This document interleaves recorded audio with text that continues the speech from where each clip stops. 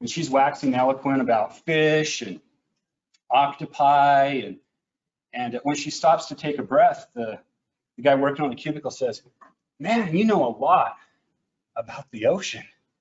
And her response was, "Well, I'm practically a marine biologist." And he goes, "Oh, did you go to school for that?" And Terry says, "No, I watched Shark Week." So with those qualifications, let's hear why she thinks the Titanic sank.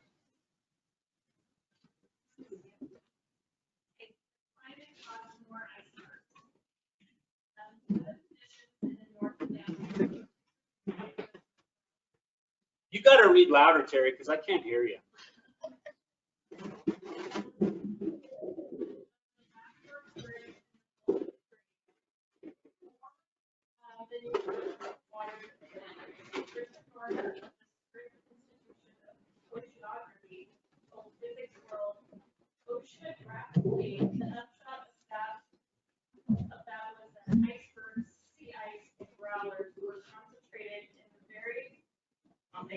Position where the collision happened.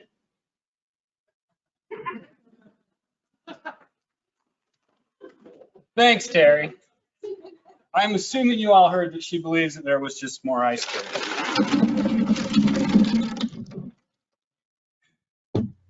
So we got some icebergs now. So the key thing here is climate change, right? We've all heard about climate change. And usually when you hear climate change, there's a lot of debate about, is it real, is it not real? I don't want to talk about that kind of climate change. I want to talk about the climate change that exists in your organizations, like restructuring your organization. Is that a climate shift in your city, in your climate, or in your company? And what kind of an effect does that have on your employees? How does that change things? How does that change the course of their actions in how they do their daily jobs?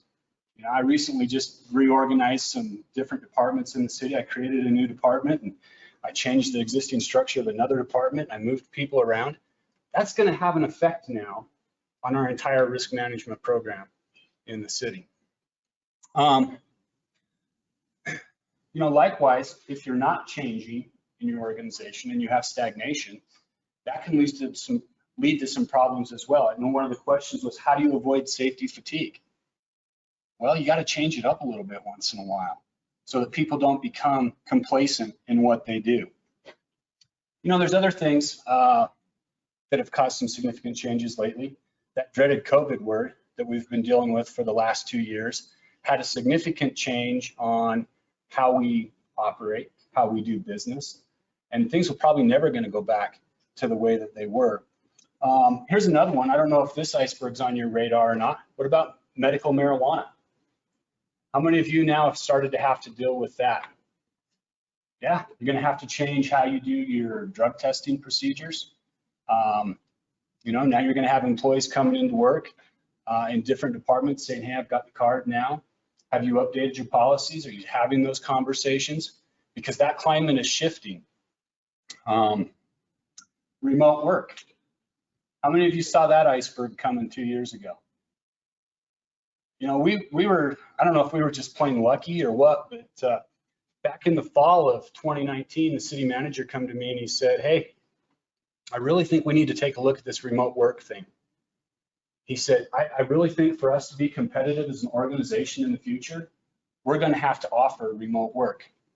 Start a beta program. Let's figure out what kind of policies we're going to need, what kind of equipment we're going to need. You know, how are we going to do this? And so we started putting together, you know, what was the IT department going to need? What was our policy going to be? How are we going to support remote workers? Were we going to buy equipment for their home and their office? Would they take it back and forth? What would the protocols be for that? So we had, I don't know, a dozen and a half people. Terry was one of them. We started a remote work program in late 2019 to start testing this. Well, then what happens in early 2020? COVID hits, right? And we're all going, "Oh, we've got to get these people shifted home." City manager said, "Just step on the gas." And within about a week, I had 140 people working remotely in our city. And we've maintained that. We've made a decision, hey, the world is a different place. If we want to be competitive, if we want to be able to offer advantages to employees, we've kept that in place. So when we made that decision, it was easy. We just ramped up from the 12.5 people to 10 times that many. So those are the kinds of things when we talk about climate changing that we need to start thinking about and how it's going to affect us. Here's another one that some of you are probably dealing with, and if you're not, you will be in the next couple of weeks. Multi-factor authentication for your people to log in that are working remotely. Because if you're not dealing with it, you're gonna have a really hard time getting your new insurance policy for cybersecurity threats. You know, those are the kinds of things that we've got to be watching out for. You know, some of those icebergs that sit out there, they're pretty easy to see. Here's one for you, and I'll bet all of you know where this iceberg is, and you're probably doing everything you can to avoid it. How about a harassment claim? You're probably all doing training, you all have policies, you know that big iceberg sitting out there, but how many times is your organization running into it? So there's those kinds of things too. Can anybody think of any other things that are sitting out there that might be icebergs on our horizon? Go ahead, you can say it out loud. We got an aging workforce in ours. Okay, an aging workforce. What kinds of things do you think that might mean for your organization? It means we won't have guys to backfill the guys for me. So some succession planning issues. Yes, absolutely.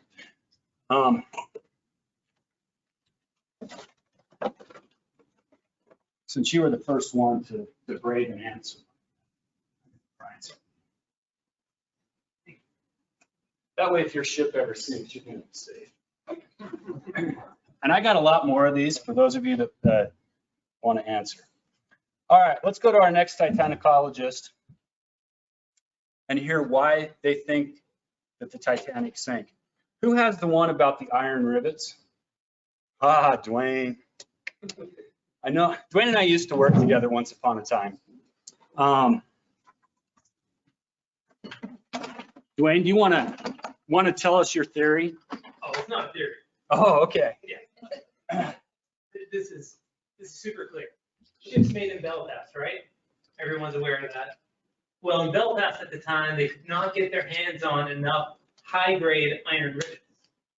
And the iron rivets they had that were high-grade, they couldn't use their machinery to get them in where they wanted them. So what they ended up doing, low-grade iron rivets. Well, if you're in a ship and it hits, you know, some random iceberg and you got low-grade iron rivets, doesn't look good for you. Are these the rivets? I can't confirm or deny. They were the cheapest ones I could get. Yeah. I mean, take the cheapest ones you can get right now and then pretend you're in early 20th century. There you go. And this is an actual sample. At least that's what they tried to tell me of the steel that they used. So if anybody needs to inspect that, it's right here. So yeah, you know, fun fact about building the Titanic, right? They're kind of in a rush to build this thing. And in the shipyard, ships are close together. They can't even get the right equipment in there to do it. They can't get what they need to do it. Does any of that sound familiar 110 years later? How many of you are struggling to get supplies in your cities and your organizations? How many of you are having to settle for inferior products at times? Or maybe you can't even get the products or the right tools. How many of you are settling just to hire people to fill positions? You know, we talked a little bit about that this morning, right? Lowering your standards just to fill positions. What kind of problems are lying in wait when we do that? You know, are our personnel going to hit the iceberg because we had inferior or lower quality people filling positions? So something to think about. You know, another one, you know, we talked about the quality of the steel.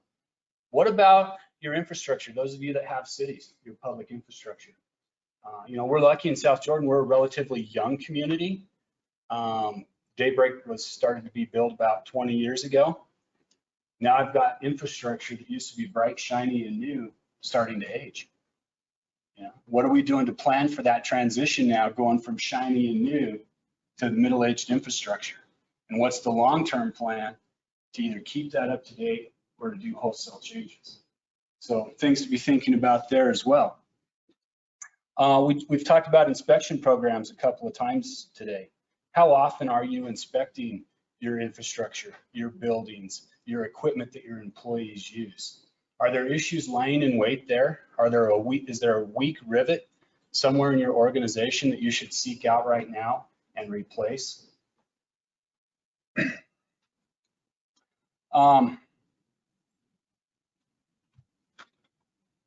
Dwayne, I got one. All right. Let's talk about another reason the Titanic sank. Who has lifeboats? Do you got the microphone, Brian?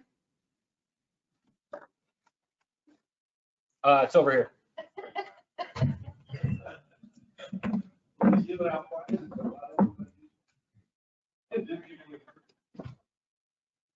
All right, tell us why the lifeboats were an issue. So there were over 2,200 passengers on the Titanic. There were only 1,200, or the lifeboats could accommodate only 1,200 people. There were only supposed to be 1,060 people on the Titanic legally. So obviously they overlooked that and shoved as many people as they could. And here's a quote: "Seems that in 1912, in a way not dissimilar to our own box-ticking responsibility avoiding culture today, lack of effective oversight on the part of the authorities caused the consequences of the disaster to be much worse than they might have been."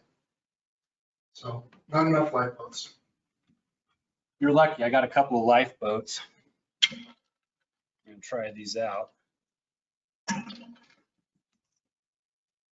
Anybody ever tried to take Legos away from one of their kids? I got the legally required amount. I know he had a bunch more, but he said, "How many do you need?" I said, "I don't know, 4. He goes, "Here you go, Dad. Here's 4. I'm like, okay, I guess that's all I need, even though I know you got a whole box full. So here's the thing, right? Legally, Titanic had to have enough boats. They met the legal requirement. How often do we just meet the legal requirement versus doing the right thing? You ever have those discussions in your organization? Jeff, does that ever come up in Sandy? Yes, all the time. Yeah, do you do the legal thing? Do you do the right thing? How hard is it to keep up with changes in the law? I mean, clearly we don't operate with the same law that we had in 1912 for the number of lifeboats on a sailing ship, right? That's changed. Do the laws ever change around here? Did nobody not participate in the last legislative session? Last 45 days it did. Yeah, absolutely. How do you stay up on that kind of stuff? What are your tips to staying up on the laws change? Anyone? Somebody have to be engaged into, but also be an organization that works up to date. Okay. So sometimes your professional organizations, right? You stay in touch with them. I know a lot of cities or organizations will have a legislative liaison that's heavily involved with that, keeps you up to date. Your legal department keep you up to date. What about your employee handbook? How often does that change? Should it? Seems like we're having to make changes in ours about every 6 months. Somebody does something that, wow, we never thought anybody would ever do that. So it's time to make a new rule. My copy, I've got names by every rule.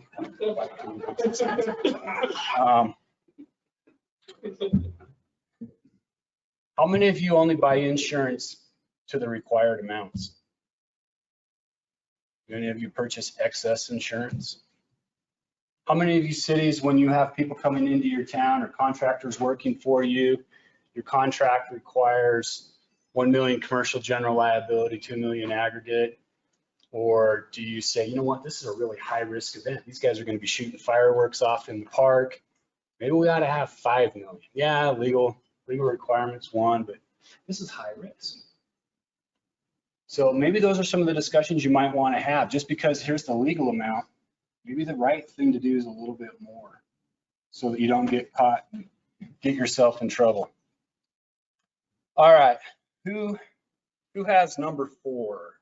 Oh wait, yours aren't numbered, sorry. The ship was going too fast from what I heard. Who has that? Someone in the back? Hey, Titanicologist has said the ship's captain, Edward J. Smith, was aiming to better the crossing time of the Olympic, the Titanic's older sibling, in the White Star Fleet. The fact that the Titanic was sailing full speed ahead despite concerns about icebergs was the Smiths' biggest misstep. Simply put, Titanic was traveling way too fast in an area known to contain ice. That's the bottom line, said Mark Nicole, webmaster of the Titanic and other White Star Ships website. So you think the Titanic was just going a little too fast? Do we live in a day and age when people are going a little too fast sometimes? Anybody drive here on I-15 today? Anybody observe anybody in excess of the speed limit? Yeah. How many of you on that morning commute either see somebody pulled over or somebody that's been in an accident because they were going a little too fast? Happens a little too often, doesn't it? Do we ever give our employees expectations that may be unrealistic about meeting deadlines? Oh man, you gotta have that job done by the end of the week. Does that put pressure on them to maybe cut corners? Oh man, you gotta get that project done. You gotta get under budget. Are they gonna cut corners on that? Are they gonna take risks that our organization's not comfortable with them taking?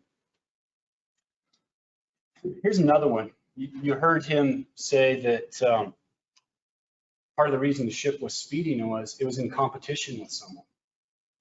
Do we ever find ourselves in competition with others? How many of you that work for cities have ever had your city manager or your mayor come to you and say, hey, how come we're not doing what City X over there is doing? We should be doing it like City X. Go get a copy of that ordinance. We need to do that. There's some danger sometimes in doing that. Cities are different from each other. When I used to work in emergency management and I would write emergency management plans for the city that I was working in, I feel like I wrote pretty okay plans. Other cities would call me up and say, hey, can we get a copy of your plan? I'm like, yeah, it won't do you any good. It's written for this city. But they wanted to get a copy because they'd put it through Word and they would change out City of South Jordan to City of X. Well, that's all fine and dandy, except for maybe your city doesn't even have a fire department. So why do you need the whole section about what the fire department's going to do? Because you don't have one. Or maybe a specialized piece of equipment that we use that you don't have access to. So sometimes we have to be careful when we start getting in competition with each other about doing things and getting copies of this. Now, can we be helpful to each other? Absolutely, and we should be. Let's see. I want to talk about one other thing about competition. In South Jordan, I noticed when I became the assistant city manager, we had a bit of a culture where everybody was trying to outwork each other. We had a lot of workaholics, and that's not healthy. We'd get to the end of the fiscal year, and I would have dozens of employees who were at their maximum vacation accrual rates, giving back 100+ hours of vacation time to the city because they didn't take time off. And I thought, holy cow, why are we doing this to each other? You know, and somebody would take a day off, they'd come back to work the next day, and I'd hear comments like, you still work here? They were gone one day. And then you'd hear things like, oh man, I was here till 7 last night. Well, I was here till 8. Oh yeah, well I come in at 5 this morning. And I'm like, this is wrong. This trying to outdo each other stuff, this isn't good, right? Your employees need to take breaks. They need to have a vacation. They need to have some balance in their lives. So I took it upon myself to try to change the culture. And I come up with, don't laugh, it works. I come up with this program where I encouraged employees to adopt a cow from. Anybody know what the word for cow is in Spanish? Vaca, V-A-C-A, right? What does the word vacation start with? See, it all starts somewhere. So I would encourage people to come adopt a cow from me and then take it out for an adventure. I don't care if they go to the other side of town. I don't care if they go to the other side of the world. The whole point of the program was that they went and did something by themselves, with their partner, with their family. I don't care. Take that cow with them. They take a picture of that cow out having fun. Send me a copy of the picture twice a year. I give out prizes. I give out pretty good prizes too, don't I, Aaron? Aaron's won before. He's taken his cow halfway around the world, and he's taken it across town. But the reason I did that was to change the culture, to slow it down a little bit, so that when people were at work, they were great employees. And when they were at home and they were with their family and their friends, they were great family and friends members. When I have department heads go on vacation, I make them leave their phones home, their work phones. And I had the police chief come back and tell me this last spring, he went to Hawaii. Said the first couple of days, it was rough. He was twitching, trying to check his phone. He said after a couple of days, though, he finally slept through the night, first night in years. And he said his wife really appreciated the fact that he wasn't on his phone, worried about stuff back home, that he could be in the moment. So maybe something that you can think about.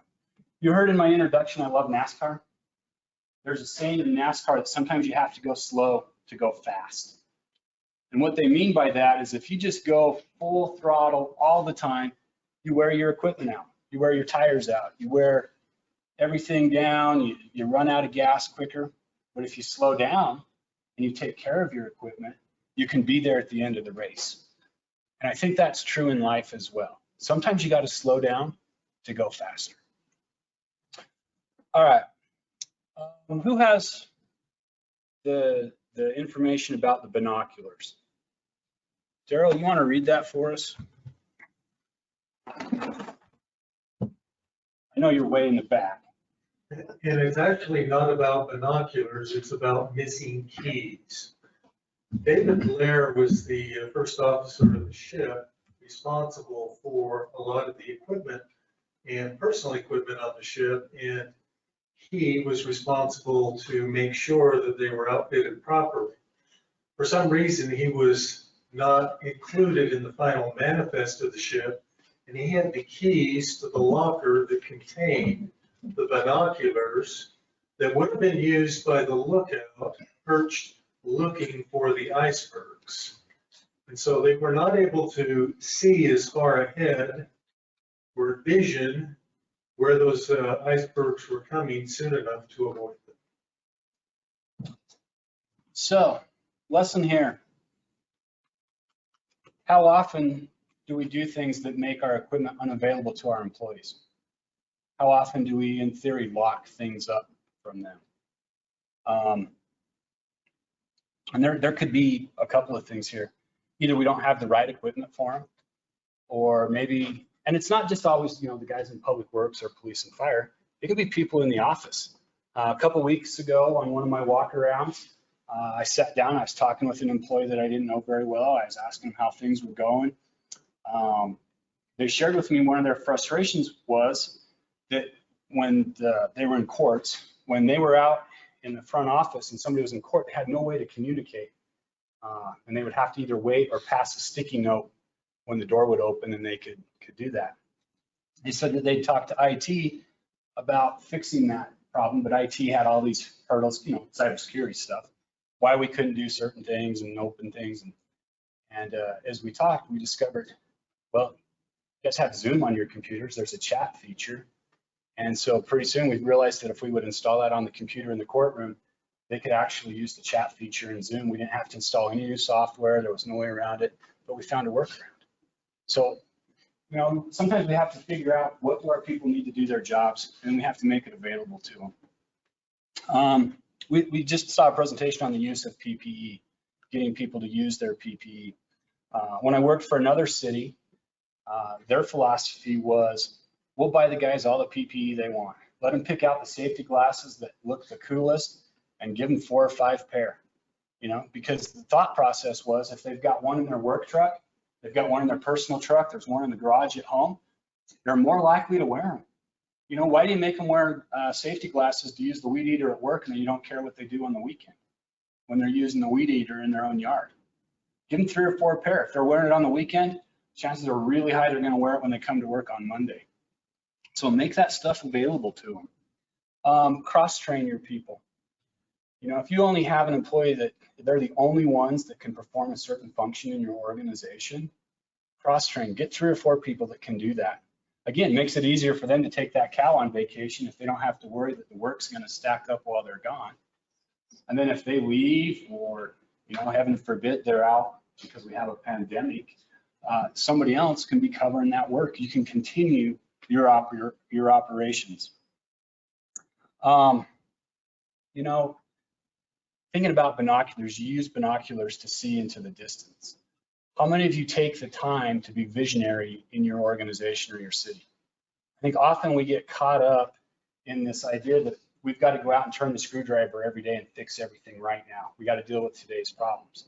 But as leaders in your organizations and your cities, you should take some time and look farther out onto the horizon. What's coming? You know, talking about PPE, I think it was last year, I required all of the department directors to sign up and take a risk management class. I didn't care what it was. I just wanted them to go take a risk management class. And my public works director took one of WCF's classes about PPE and some of the things on the horizon. And he'd come back and tell me, man, they've got some cool stuff now. They got safety vests that monitor your heart rate. They got stuff that tracks where you're at on the job site to keep you safe. All kinds of new technological advances that were coming in this world. And so he's looking ahead, you know, what's that next thing coming? Avoid the safety fatigue, you know? I mean, if guys start having some pretty cool technology built into their PPE, not only are they safer, maybe they're a little bit more excited about it. I'll give you another example of some forecasting at the city level. This goes back more than a decade. In fact, it goes back three mayors ago. Looking into the future about water here in the great state of Utah, and that our water supplies were getting smaller and smaller. And he gave a challenge to the city management, to the public works, to say, we got to go find some other options for that. And now in fact, this week, we're bringing on the last phase of our Pure Sojo project, which is water purification treatment, where we take it out of I know some of you are in the sewer world. We take that stream and we put it through water purification process and make it potable for drinking water. Now, the laws haven't allowed us to where we can do that yet, but we've got a demonstration project now that we can prove proof of concept of how it works. First one's in the state of Utah, but that comes from, you know, forecasting 10 years ago, looking through those binoculars long range to say, where do we need to be and what direction should we be going with that? And along with that, you know, I mentioned Gordon Graham, one of my favorite quotes, if it's predictable, it's preventable. And so I would encourage you to get out your binoculars once in a while and take a look to the future. Make sure your people have what they need to do their jobs. All right, oh, I know who asked this one. Aaron, I know that you are well-versed in boat motors. Tell us why you think that, in fact, why don't you just come up here and you can demonstrate this. Yeah. Ended up building a little motor here. Now, you guys be careful in the splash zone. This is gonna get crazy. So I'll tell you what the problem is. Problem is the reverse thrust. The engine's maneuverability had a problem with the reverse thrust. So I turn this thing on. It only goes one direction. No, reverse thrust, Aaron. It's the problem. It's the problem. So. Now remember, this is a risk management conference. Nobody better lose a finger. Let's slow that down. All right, I'm gonna read this. I gotta put my glasses on here. So it says, just before impact, First Officer William Master Murdoch is set to telegraph the engine room to put the ship's engine into reverse. I would have caused the left propeller to turn backwards, but because of the configuration of the system, the central propeller could only be pole fixed, not reversed. Corfield said the fact that the steering propeller was not rotating severely diminished the turning ability of the ship. It is one of the many bitter ironies of the Titanic tragedy that the ship might well have avoided the iceberg. Murdoch had not told the engine room to reduce and then reverse the thrust. Rose. I knew I took a chance when I said, will you read this? I work with some awesome people. So, thanks, Aaron. Do we ever confuse our people when we ask them to do things? Either because maybe they haven't been trained, maybe they don't speak the same language we do, maybe they haven't come up to speed on the jargon that we use in our individual fields. You know, one of the other things that I think we can take away from this is learning from our mistakes. You've heard it mentioned a couple times today about having committed.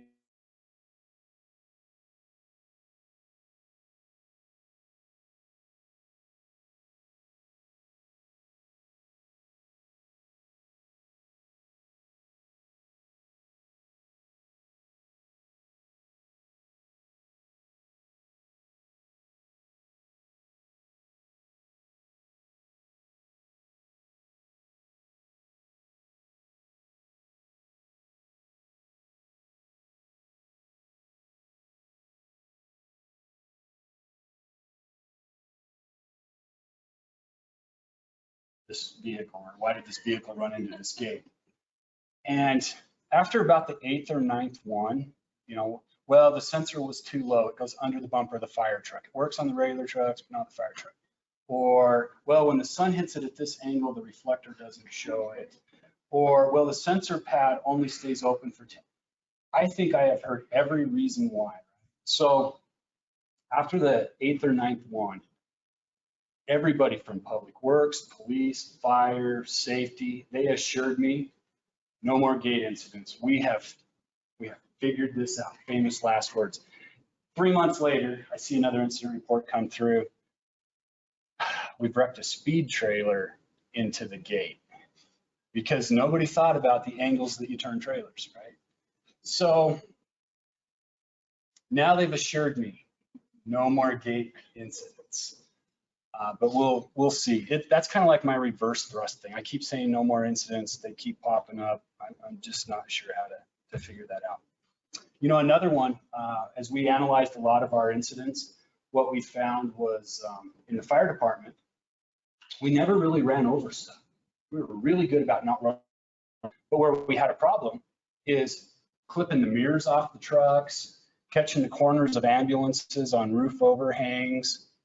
And so the fire chief did a deep dive into this. He's like, why? You know, we never run over stuff, but why do we always run into stuff? You know what we figured out? When we would set up all the driver training courses, what did we use? Orange cones, right? Oh, our guys are phenomenal about not being able to hit any cones. But you know what else we also did? We had them in their fire trucks by themselves. How do they do it in real life? They got a captain over here in the other seat, right? So we changed our whole training program. Now, captain's in there for the ride. You know why? So the driver can say, hey, I need you to get out and guide me around this. You know what else we did? We changed some of our props. No longer do we just have little orange cones. We've got big, tall things that replicate tall structures so that they have to navigate those now. You know what's happened to our incident rate with the fire truck ripping the mirrors off on stuff? Down to almost zero. I say almost because I don't want to jinx them, but it's gotten a lot better. But it's how we change things. All right, who knows something about steering a ship? Who's got that card in the back? Will you read that for me? Oh, wait till Brian gets there with the microphone.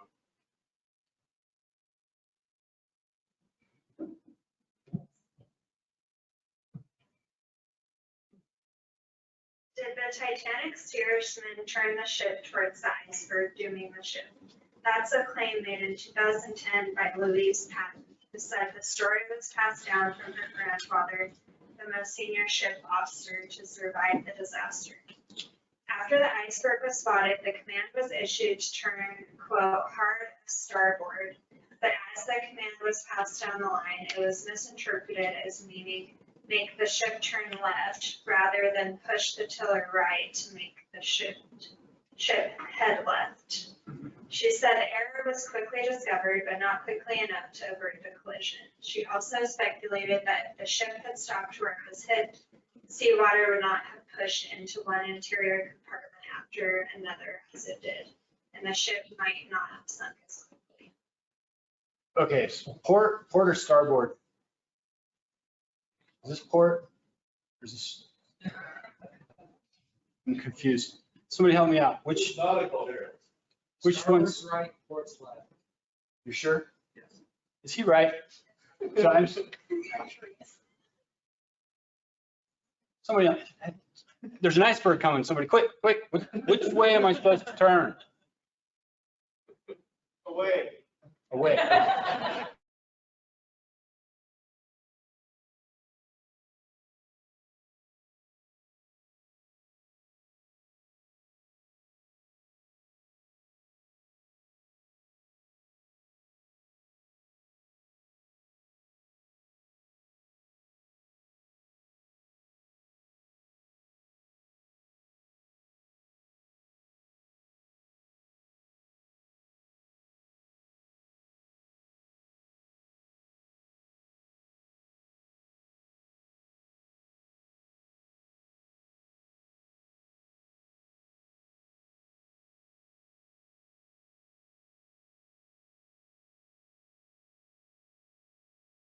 People's budgets is training.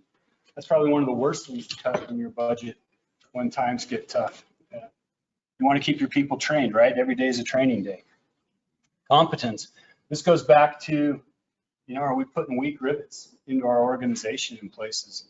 Or are we putting competent people in key roles so that we don't have to worry about breakdowns in communications or lack of knowledge about what to do when they find themselves in those types of situations? I know I'm going to start running out of time. I just wanted to mention, you're talking about the steersman, the person that guides where the ship goes. I've been reading a book called The Power of Habit. And there's a chapter in here that talks about a fellow by the name of Paul O'Neill, who was a government bureaucrat who they made the CEO of Alcoa. Alcoa back in the 80s was starting to struggle. And so they made him the CEO, and at his first big board meeting with all the stakeholders, they all come together, and he was going to address them for the first time as the new CEO. And you know what he got up and talked about? He got up and said, first thing I'm going to do is we're going to make safety our #1 priority. And the stakeholders lost their minds. They wanted to hear him talk about how he was going to raise profit share, how he was going to cut the prices so they could make more money and do all these great things. And he's in there talking about a focus on safety. And they all thought he was nuts, like, oh, what's going to happen? But here's what happened when he started to lead his company with safety as the focus. He started to hold people accountable for safety from the very top. So if there was an accident, he wanted to know about it within 24 hours. Not only did he want to know about it, but he wanted to know what the solutions were so that it didn't happen again. Well, guess what started happening? People started to report things. They started to fix problems. But knowing that they were going to have to report things if there were problems, they started looking for solutions before they even had the problems. So that if they had the problem, they would say, and here's the solution to how we're going to fix it. Well, in an industry that deals with hot molten metals, they started real fast to start changing their processes to avoid the accidents. They started to upgrade equipment. They started to enforce the safety standards. Anybody know what happened to Alcoa after that? They made a ton of money because they made safety the top priority, and everything else followed in their programs. So if you want to be a good steersman for your organization, make safety one of your top focuses. We were talking just before lunch, Brian introduced us, Aaron and I, and we were asked, oh, are you the risk manager? We both said, yeah, everybody that works for South Jordan is the risk manager. We hire 380 of them, and then we give them other duties as assigned. And that's the attitude that we've taken to risk management, is it's everybody's responsibility. We have some programs, if you see something, say something. And I'll mention something about that later. We have our programs that we call Be the Solution, where anybody can step up and do it. We have a GOAL program, GOAL, which is get out and look, so that we can stop having accidents. But we've made everybody part of the risk. But it starts at the very top of the organization. So as leaders, catch that passion for it and make a difference. Who has a card about radios? Somebody have the one about the radios? Oh, no, sorry, you don't. That was my cue on my card, my bad. You have the cue on yours that says iceberg warnings when unheeded. Great. Brian, you got the microphone?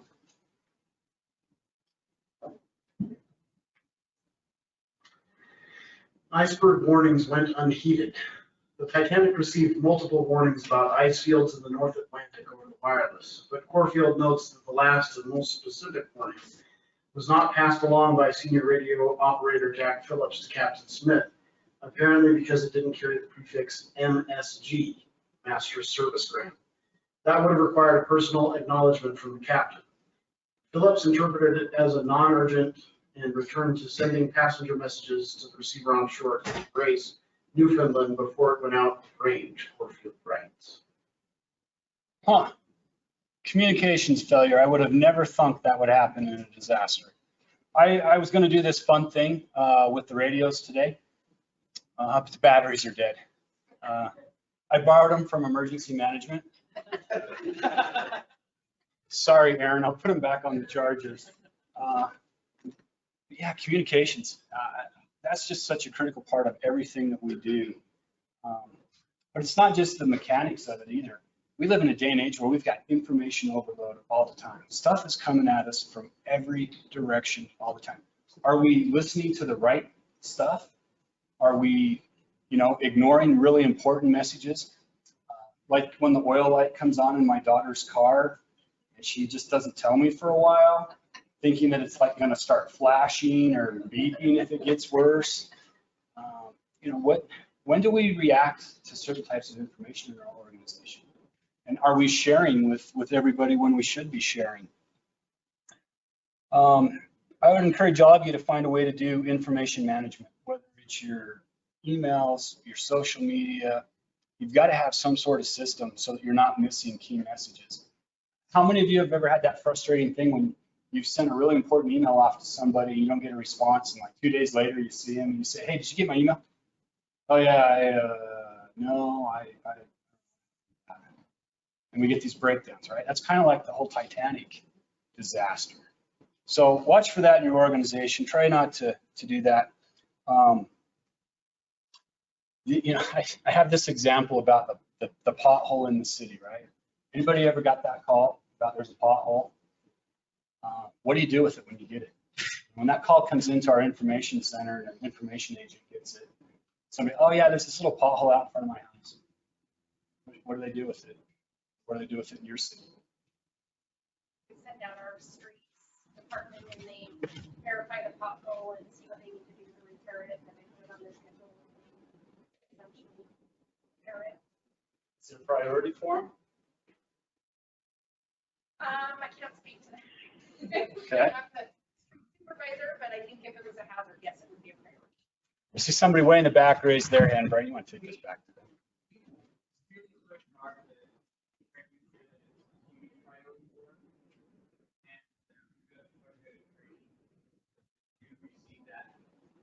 Even if they're just out there to verify real quickly, or something on it, until they get a hot patch or something in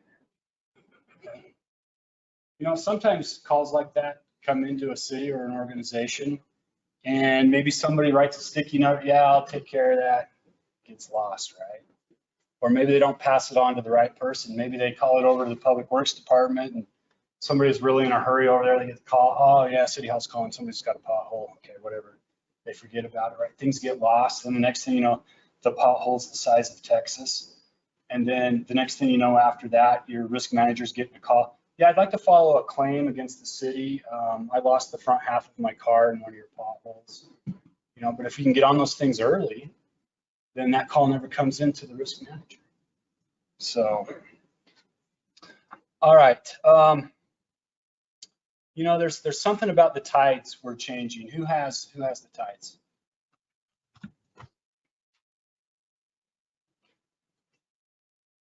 Tide sent icebergs southward. Last month, astronomers at Texas State University at San Marcos noted that the sun, moon, and the earth were aligned in such a way that could have led to unusual high tides in January 1912.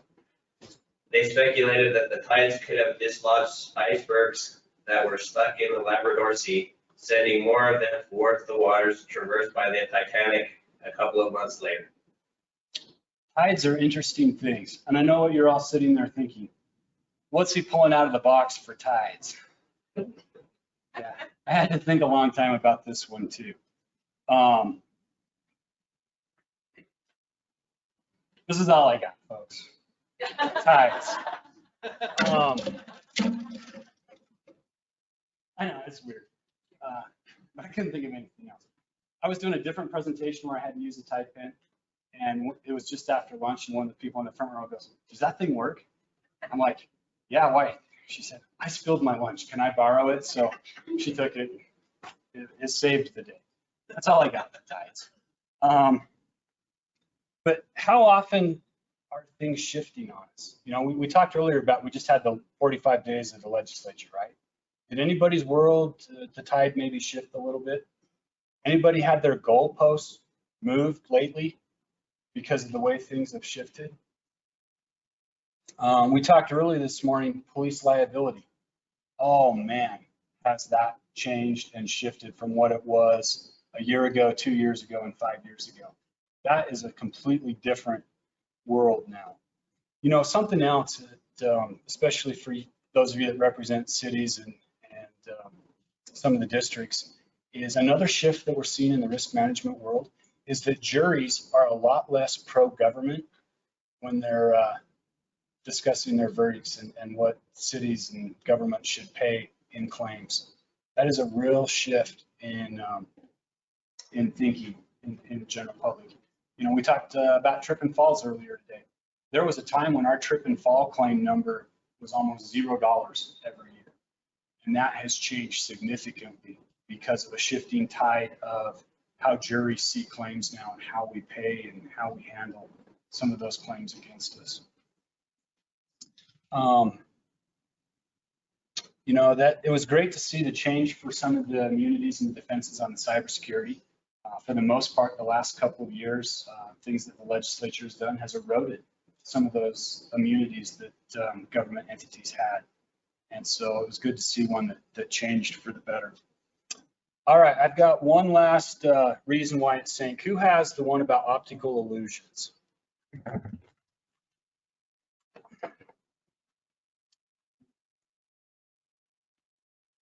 So if you've ever driven down the road and you look toward the horizon and you see that there's this little oasis of water in the middle of the road, that's basically the theory here, that because of the temperatures that were on the ocean, it created a situation where the air column that was cooling from the bottom up created layers of cold air, but there's a warmer air. And that basically created it to where the light refracted in unusual ways.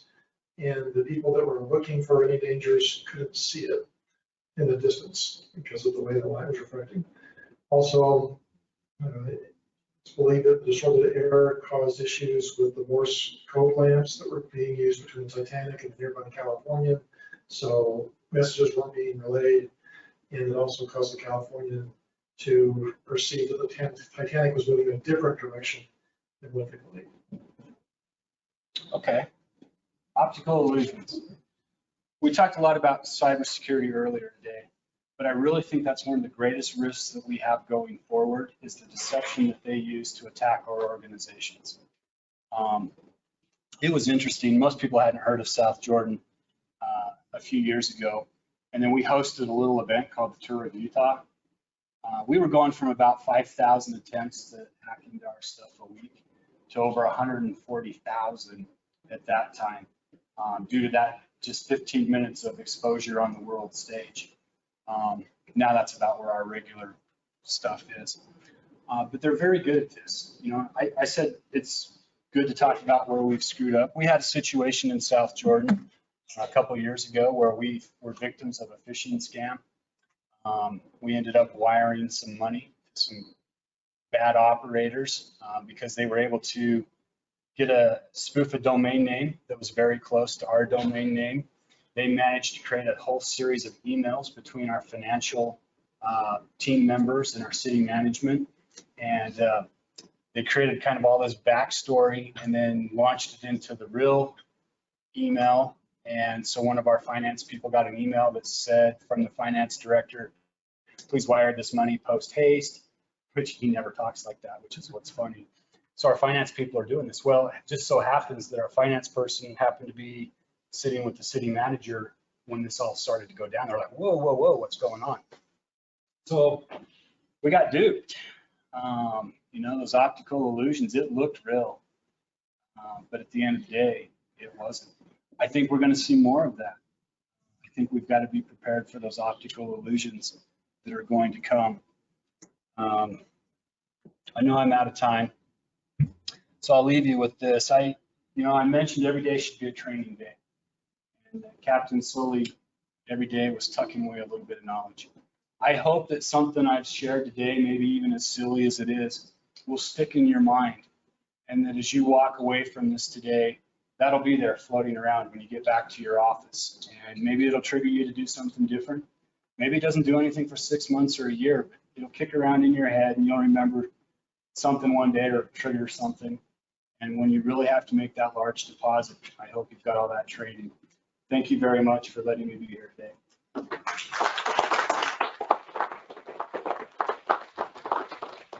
I've still got a few prizes. Does anybody